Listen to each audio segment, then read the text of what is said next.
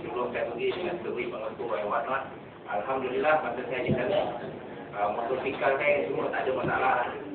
Sampailah saya balik. Untuk seorang yang ada banyak penyakit macam saya ada 90s, saya ada sleep disc, saya ada gout.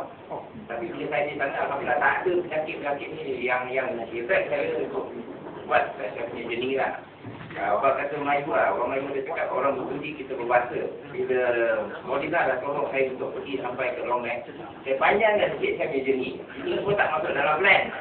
Saya pergi sampai ke Myanmar, saya masuk ke Laos, saya sampai ke Border Guinea. Semua pakai etiket.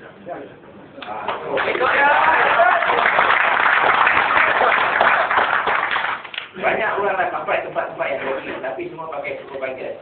Untuk pakai skuter untuk sampai ke tempat-tempat ni, saya rasa belum lagi lah. Ini yang kali pertama lah. Alhamdulillah lah, kita berjaya lah buat benda ni. Dan saya pun amat lama pula cakap lah.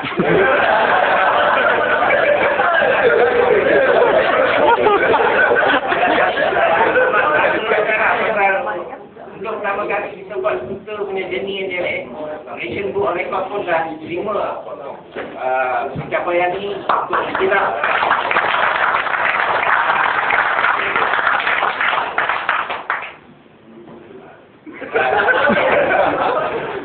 So, saya ingat kejap lagi orang kata dah akan tunjukkan sedikit slide. Katanya, you all boleh enjoy the slide lah, tengokkan jenis saya. Dan saya anggap yang jenis ni hanya permulaan lah. Kalau saya boleh buat, you all semua pun boleh buat. Ini bukan satu yang mustahil. Kebanyakan orang kalau pergi dia kata, oh bagi susah lah ini. Sebenarnya tak ada lah, senang lah, you all pun boleh pergi lah. Kalau pergi saya bawa motor yang rendah macam ni pun boleh sampai, you all lagi lah boleh sampai lagi jauh. Tapi next year saya nak buat kemudian, takkan dengar dia kan.